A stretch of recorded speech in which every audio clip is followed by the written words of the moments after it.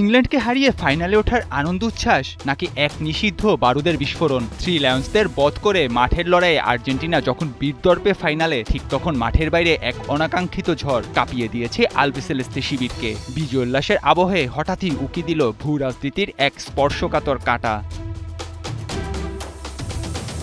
London বধের পর কয়েকজন Argentine ফুটবলারের হাতে শোভা পেল একটি ব্যানার, যেখানে লেখা ফকল্যান্ড দ্বীপপুঞ্জ তা শুধুই আর্জেন্টিনার। বুয়েন্স এইরেসের মানচিত্রে এই ফকল্যান্ড দ্বীপপুঞ্জ মালভিনাস নামে পরিচিত। মাঠের ফুটবল যখন রাজনীতির কর্দমাক্ত সোপানে পা রাখে, ফিফার আইন তখন হয়ে ওঠে খড়গহস্ত।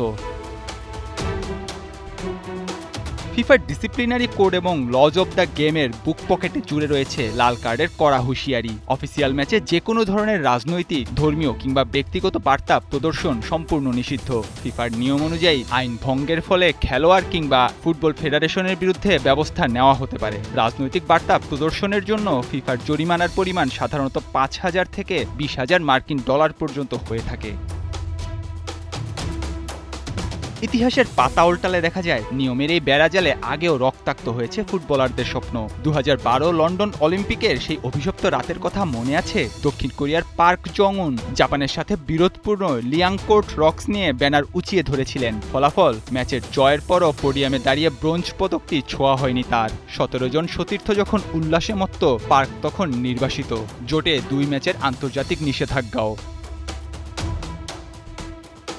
এমনকি ২০১৪ সালে ঠিক একই ভুল করেছিল আর্জেন্টিনা। মালভিনাস আমাদের ব্যানার প্রদর্শনের দায়ে সেবার চড়া জরিমানা গুনতে হয়েছিল আর্জেন্টাইন ফুটবল অ্যাসোসিয়েশনকে। ইতিহাসে সেই পুরনো ক্ষত এবার কি আরও বড় বিপর্যয় ডেকে আনবে নীল সাদা শিবিরে? শঙ্কার মেঘ হচ্ছে ঘনীভূত, কেননা স্পেনের বিপক্ষে মহাকাব্যিক ফাইনালের আগে খোদ ফিফা তদন্তে নেমেছে আর্জেন্টিনার সেই ব্যানার বিতর্কের জের ধরে। একই সঙ্গে চাউর হয়েছে একাধিক ফুটবলারের নিষেধাজ্ঞা পাওয়ার শঙ্কাও।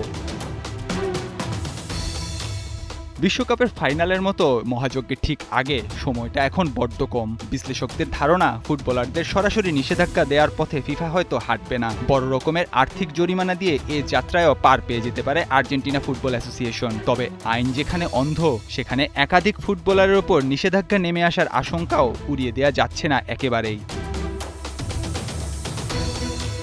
স্প্যানিশ আর্মাডাকে রুখে দেওয়ার ছক কষবেন স্কালোনি, নাকি ফিফার ডিসিপ্লিনারি কমিটির ফাইলের দিকে চেয়ে প্রমোদ গুনবেন? ৯৬ বছরের অভিশাপ ভাঙার লড়াইয়ে নামার আগেই কি রাজনীতির চোরাবালিতে আটকে যাবে আর্জেন্টিনার বিশ্বজয়ীদের কেউ কেউ? ফাইনালের আগ মুহূর্তে ফিফার সদর দপ্তর থেকে কোন ফরমান আসে, এখন সেদিকেই তাকিয়ে ফুটবল বিশ্ব। নাহিয়ান আরেফিন, ৭১।